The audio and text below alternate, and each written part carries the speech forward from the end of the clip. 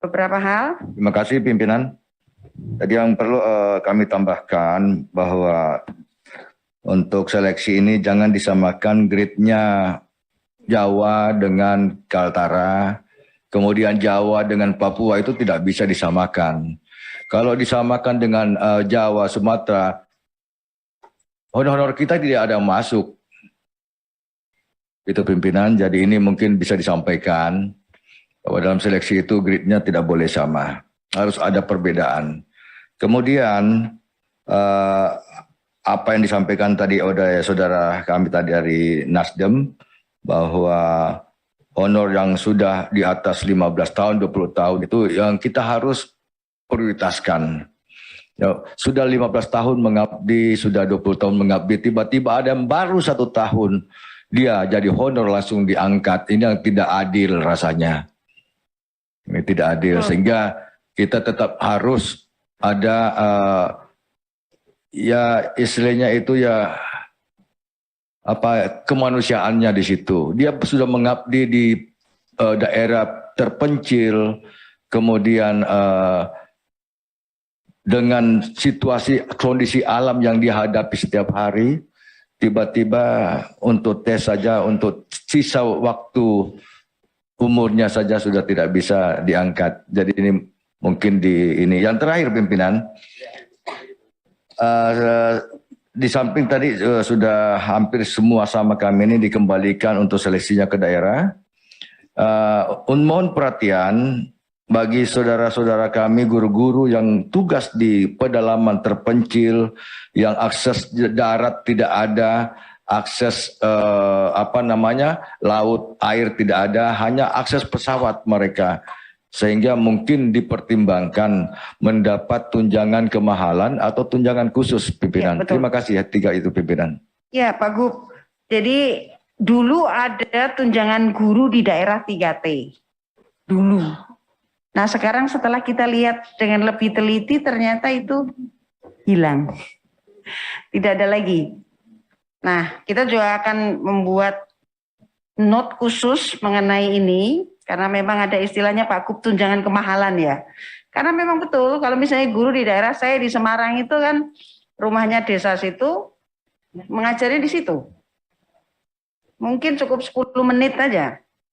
Tapi kalau di Kaltara kan mungkin butuh bensinnya sampai sehari bisa 2 liter ya kalau naik motor. Sama seperti kita bensin untuk 1 minggu kan. Jadi istilahnya tunjangan kemahalan ini unik nih. Tunjangan kemahalan. Terima kasih. Mungkin ada dari provinsi yang lain yang ingin menyampaikan, Bu Wagub. Ya. Terima kasih pimpinan. Kami tentunya dari pemerintah daerah sangat berharap dukungan daripada Komisi 10. Masalah segala permasalahan saya kira yang kami hadapi sama semua dan keinginan kami sama. Dan khususnya tentang seleksi di daerah itu memang kami sangat setuju Bu. Karena bagaimanapun ilmu pengetahuan tingkat di pusat sama di daerah-daerah terpencil itu sangat jauh berbeda. Dan juga mungkin pengalaman-pengalaman yang mereka berbeda dengan di pusat, di kota-kota besar dengan di daerah. Saya kira harapan kami kiranya apa yang kami sampaikan pada sore hari ini dapat didukung sepenuhnya sehingga kami di daerah tidak jadi buah si malakama kata Ibu tadi. Terima kasih Bu. Terima kasih Bu Wagub. Selanjutnya Pak Sekda Nusa Tenggara Barat Mandalika MotoGP. Terima kasih Bu. Kami dari NTB prinsipnya bahwa hal-hal yang terkesan sentralistik nampaknya harus kita kompromikan lagi, karena ujung-ujungnya begitu ada permasalahan yang babak belur lebih dulu adalah kami di daerah. Nah, termasuk masalah anggaran ini, akhirnya kami dengan kabupaten kota untuk tidak ada gejolak, menyinkronkan. Ibarat konvoi, ada yang sampai tidak menganggarkan, tetapi bagaimana caranya? Ayo, kalau tidak menganggarkan pasti akan terjadi gejolak. Sehingga kita saling dukung, membuat keseragaman. Jadi kesan bahwa sentralistik itu mohon untuk dikurangi. Kemudian tadi yang lulus untuk swasta, kemudian meninggalkan swasta, nampaknya perlu dipertimbangkan kita memberikan afirmasi kepada yayasan-yayasan dan swasta ini untuk meningkatkan kualitasnya juga. Sehingga kalau yang terbaik semua disedot ke negeri, nanti penempatannya maka timpang juga. Jadi ada hal-hal yang harus kita pertimbangkan lebih jauh. Terima kasih, Bu Pimpinan. Terima kasih Pak Sekda. Selanjutnya dari Provinsi Daerah Istimewa Yogyakarta, silakan. Ya, terima kasih Ibu Pimpinan. Jadi apa yang disampaikan para dari Sulawesi Barat dan NTB kami setuju, Pak. Hanya mungkin kami ingin menambahkan ini persoalan kami di Yogyakarta, Pak.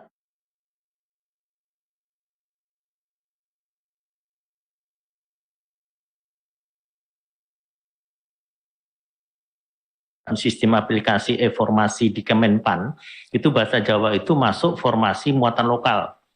Tetapi di sana itu tidak diakomodir S1 bahasa Jawanya. Sehingga kami sering diprotes oleh beberapa perguruan tinggi yang memproduk ada jurusan bahasa Jawanya. Jadi lulusannya itu tidak bisa tersalurkan. Padahal kami di daerah Istimewa Yogyakarta punya urusan keistimewaan yang itu adalah kebudayaan.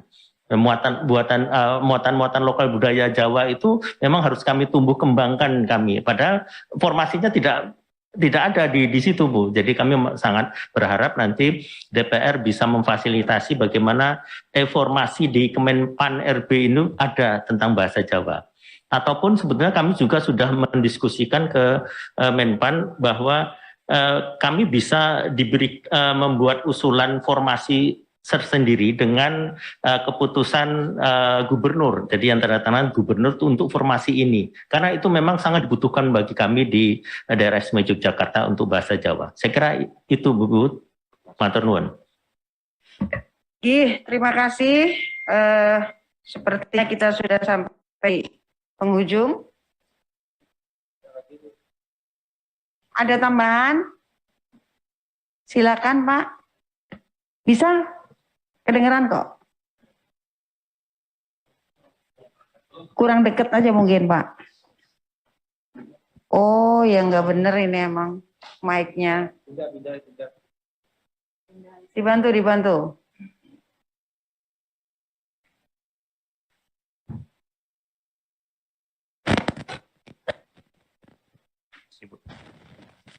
Assalamualaikum warahmatullahi wabarakatuh. Izin pimpinan menambahkan dari Nusa Tenggara Barat, saya Kepala Dinas Pendidikan Kebudayaan Provinsi NTB. Ada 3 hal dari diskusi dengar pendapat pada kesempatan ini.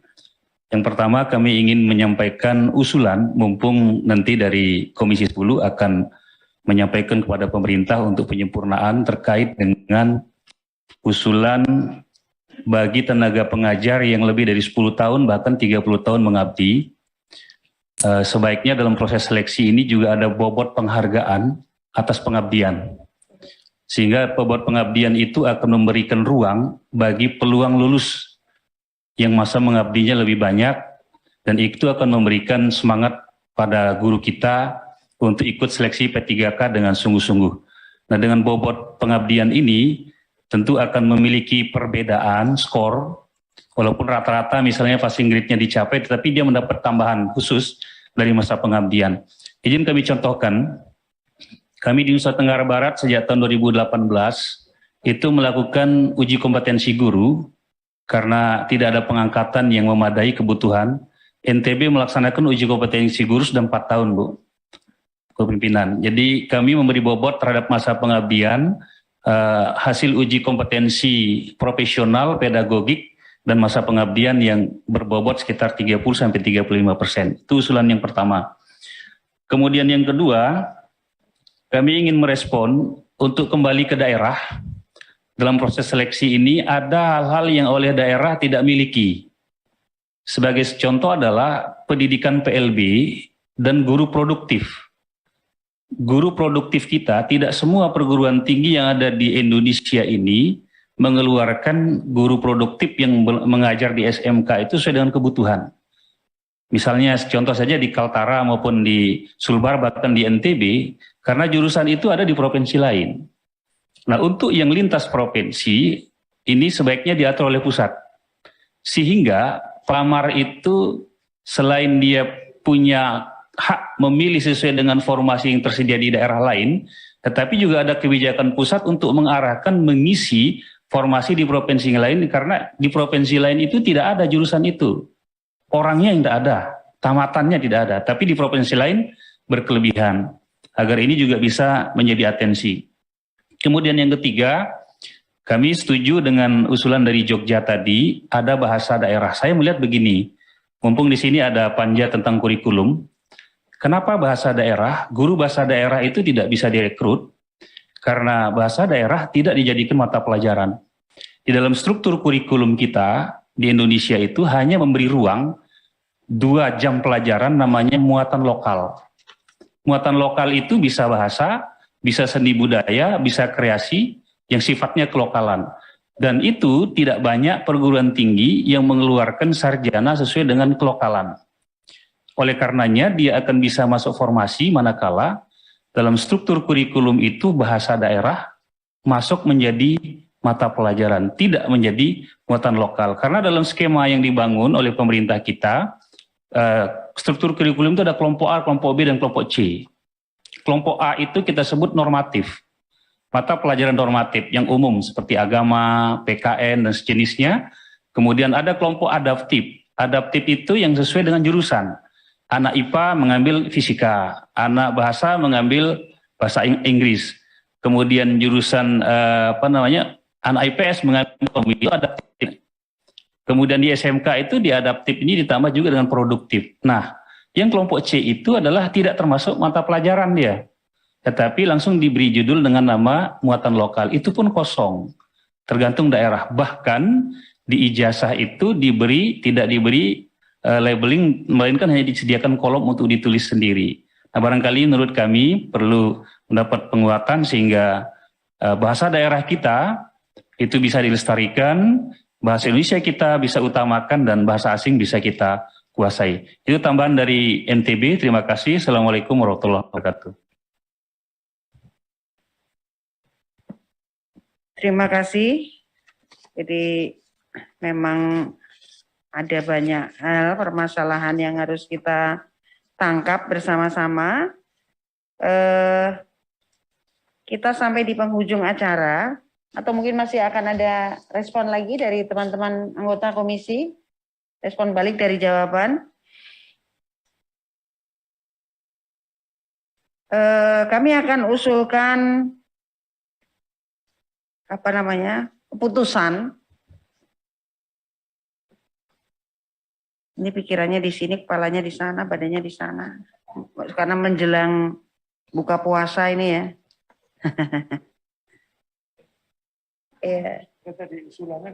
Kita tunggu ya. Iya. Kita tunggu beberapa ini. Sebelumnya mungkin Pak Fikri akan memberikan pertanyaan yang membingungkan saya, kemudian berusaha mencari-cari dan tidak ketemu. Silakan Pak. Assalamualaikum warahmatullahi wabarakatuh. Mohon maaf nggak mengikuti dari awal karena ada acara lain di gedung sebelah. Jadi sebenarnya pengen dengar juga dengan kondisi seperti sekarang ini, P3K kan berarti masih ada tahap 3 ya? Belum dibuka ya Pak? Nah ini lantas usulan Bapak-Bapak itu gimana? Karena sekarang 293.000 yang sudah ada formasi, 193.000 itu nggak ada formasinya Pak. Kan kasihan mereka sudah tes, sudah lulus gitu. Padahal ada 400.000 yang juga belum lolos. Padahal udah 10 tahun, 15 tahun. Kan mereka dipakai hanya karena mekanisme tes ini kemudian tidak menguntungkan dia. Faktanya juga kalau toh tidak lolos tetap aja dipakai. Dia masih jadi guru honorer. Artinya mungkin barangkali ada usulan karena ini kan butuh, ini tetap kita butuh mereka. kita butuh mereka statusnya apapun menjadi P3K atau tidak menjadi P3K, tetap saja dia harus jadi guru di situ. Kan nggak keluar, kalau keluar bubar sekolahnya. Karena ada satu sekolah yang PNS cuma satu, kepala sekolah saja. Yang lain honorernya mau jadi P3K aja nggak bisa. Sudah lolos nggak ada formasi. Atau apalagi yang belum lolos. Nah ini, kemudian yang kedua tentang keuangan. Keuangan itu tadi, apa usulannya gimana Pak? Karena sekarang ini dengan DAU tidak ditambah, tetapi di earmark, dikasih bintang, suruh harus Pak untuk P3K. Kata Bu Ketua tadi, dikasih uang belanja 1 juta. Istrinya stafku dikasih uang 1 juta bulan lalu. Terus bulan ini ditambah suami itu ngangkat pegawai tapi gajinya suruh dari 1 juta itu. Lah kondisinya begini nih, seperti apa? Barangkali mungkin secara teknokratik gitu, atau mungkin di daerah, atau bisa disiasati atau tidak, atau hanya satu opsi ya ditambah satu opsi gitu. Kalau nggak ada tambahan, kemudian terus selanjutnya nggak ada tambahan, lantas bagaimana Bapak Ibu? Karena kita tetap butuh guru, sekolah harus jalan. Gitu, Pak Nuwun. Assalamualaikum warahmatullahi wabarakatuh. Ya, Pak Fikri, sebelum dijawab oleh para kepala daerah nih Pak Gub dan Bu Wagub, serta perwakilan dari 2 Pemda yang lain, tadi disampaikan ini menurut catatannya GTK, dari permintaan formasi itu ada 47 Pemda yang mengusulkan 80-100% formasi yang kurang. Jadi kan dulu setelah ada formasi penuh, terus ada pelamar, ada lulus, kan ada sisa. Nah sisanya ini hanya 47 Pemda yang mengusulkan totalnya itu 80-100%. Kemudian 35 Pemda mengusulkan 60-80%. 244 Pemda mengusulkan kurang dari 40% formasi, dan ada 191 Pemda yang belum mengusulkan formasi sama sekali. Ini kan artinya bahwa ketidakjelasan masalah anggaran ini mengganggu.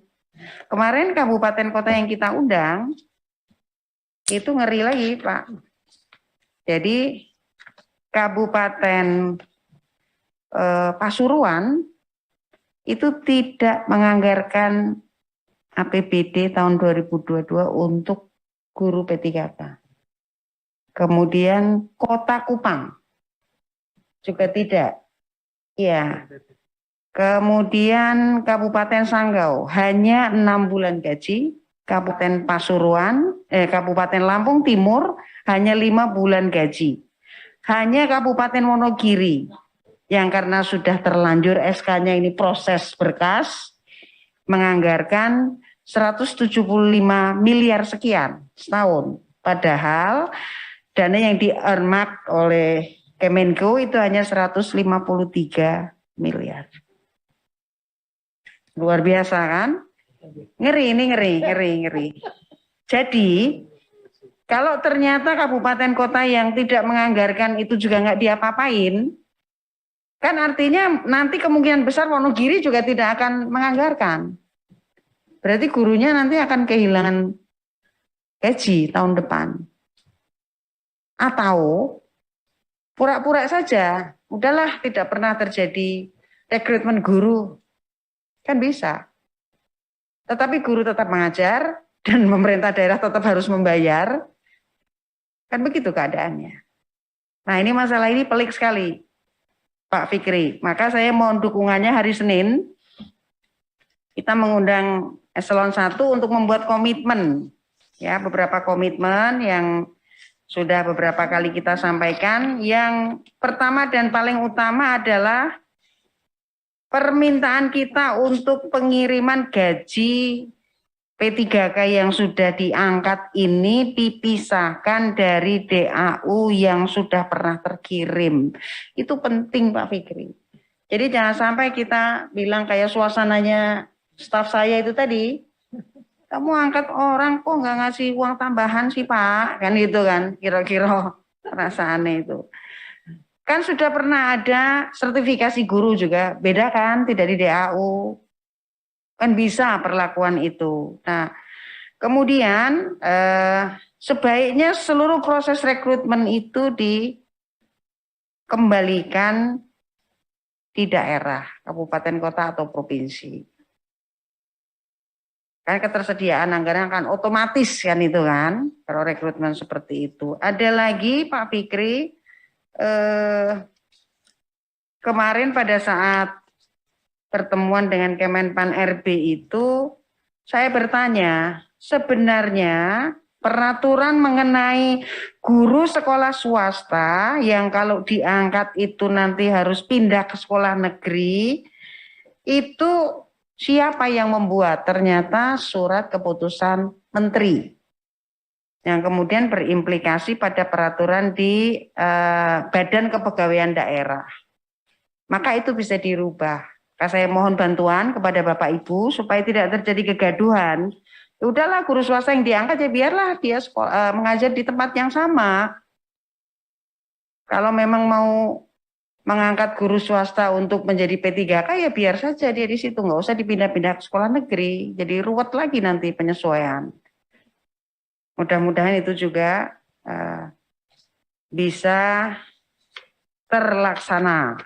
Selanjutnya saya berikan kesempatan kepada Bapak Ibu apabila ada komen, pertanyaan, jawaban. Untuk pertanyaannya Pak Fikri tadi, nomor 1 usulnya apa? Mau dihentikan apa enggak? Enggak terus lah. Terus. Terus tapi bayarnya gimana? Bayarnya gimana? Cukup ya, tadi sudah masuk semuanya ya pertanyaannya ya. Gitu Pak Fikri. Jadi sebenarnya mereka nggak mau. Mungkin izin Bu. Ya silakan. Itu yang untuk seleksi tahap 3, kalau bisa memang passing grade-nya agak diturunkan. Oh ya. Sehingga masih banyak Tambahan bisa nih. yang bisa lulus lagi untuk di tahap 3 ini. Iya. Dan kedua mungkin domisilinya. Bisa dilihat dari domisili tempat mereka mengajar itu, karena kan untuk daerah-daerah terpencil itu kalau bisa mereka diprioritaskan yang alamat KTP dengan lokasi yang kita butuhkan. Saya kira itu tambahan dari kami. Betul Bu Wagub. Jadi passing grade diklasifikasi menurut klasifikasi daerah. Daerah pasti tidak sama dengan Jakarta ya. Mau dibuat berapa klasifikasi. Kemudian Pak Gub tadi, Pak Gub Kaltara, honorer langsung diangkat saja. Yang sudah 15 tahun. Betul. Ya Pak ya. Itu. Ini tadi Pak Nur Purnomo Sidi pagi-pagi mengirimkan WA yang membuat saya langsung sedih hati. 10 tahun, Menunggu Pak. diangkat. Ada yang 10 tahun diangkat semua. Sampai akhir masanya sudah tidak bisa mendaftar lagi, akhirnya nggak dapat pensiun. Pagi-pagi tadi, aduh Pak Nur, gitu, sedih amat ini. Kemudian sentralisasi harus disesuaikan. Guru bahasa Jawa untuk keistimewaan Yogyakarta. Nah ini harus diskusi panjang dengan teman-teman di eselon 1 besok. Ya, supaya keistimewaan itu juga mendapatkan ruang yang cukup. Ini sama ini, keistimewaan itu kan ada di bahasa Jawa, kemudian keistimewaan di guru di wilayah tertinggal. Kemudian kemarin kita memberikan keistimewaan kepada yang sudah 15 tahun, sudah sertifikasi. Ya, ini jadi ada keistimewaan tambahan Pak Fikri dan teman-teman yang besok harus kita pertahankan. Baik, saya kira kita bisa iya, tambah bingung nih. Kita bisa mengakhiri perjuangan kita sore ini dulu. Nah, kita akan semangat lagi besok pada hari Senin. Kami mohon Bapak Ibu, para kepala daerah, Pak Gubernur, Bu Wakil Gubernur, teman-teman dari Sekda, DIY dan Nusa Tenggara Barat Mandalika MotoGP, kebalik ya? Enggak ya, benar ya? Nah, harus branding ini. Iya, supaya memerintahkan kepada teman-teman untuk memantau proses rapat kita besok. Nah, jika ada yang kurang, tolong kita di WA segera, ya, supaya informasinya harus langsung bisa tereksekusi di sini. Kalau perlu ya agak kurang ajar sedikit lah WA ke kita. Bu, perintahkan untuk begini, mintakan untuk begini. Misalnya dijawab begitu, tidak solutif karena begini. Gitu. Bantu kami Pak untuk menyelesaikan ini. Bantu kita. Ya walaupun wajah-wajah kita nanti jadi jelek di mata pemerintah, tetapi saya kira ini demi nawacitanya Pak Jokowi bahwa kita itu perlu SDM unggul di masa depan. Dan guru ini menjadi sesuatu yang faktor determinan yang sangat menentukan. Tidak bisa ini diperlakukan seperti ini. Bagi kami, Komisi 10, itu malah sudah meminta guru itu diperlakukan sama dengan TNI dan Polri. Gak usah mikir lain-lainnya lah. Mereka dididik dari mulai SMA, lulus langsung jadi guru terus. Dan gak usah ngurus macam-macam. Udahlah tugasnya hanya mendidik. Ya kalau memang sudah kepengennya jadi guru, nanti kalau misalnya mau jadi apa-apa ya setelah pensiun sama seperti polisi dan tentara. Mungkin dengan begitu mutu pendidikan kita akan terfokus, terkonsentrasi. Saya kira demikian ya Bapak Ibu. Kesimpulan kita selesaikan sendiri saja ya. Karena waktunya sudah selesai, pas ini ya, Bapak Ibu. Nanti kalau ada masukan untuk kesimpulan, diberikan informasi kepada teman-teman di sekretariat. Dengan ini ya, kami ucapkan terima kasih yang sebesar-besarnya, terutama kepada para anggota Komisi 10 yang bukan panja. Thank you for coming. Supportnya luar biasa. Semangat ya, memberi energi baru kepada kami. Terima kasih juga kami sampaikan kepada Pak Gubernur Kaltara. Kami mohon maaf jika penerimaannya ala kadarnya.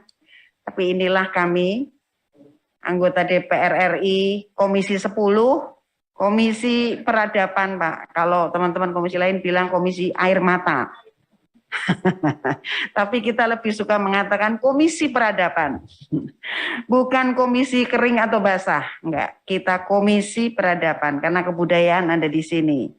Terima kasih hadirnya Ibu Hajah Eni Anggraini Anwar, Bu Wakil Gubernur, kemudian Pak Dr. Andes Haji Zainal Paliwangi. Oh ini Pak Gubernur ya. Bisa udah ngantuk nih saya nih, aduh gawat ya. Bapak Dr. Andes selalu kita ya, kemudian Bapak Asisten Sekda bidang pemerintahan Bapak Sumadi, mungkin Kanjeng Gusti Pangeran dari atas, ya,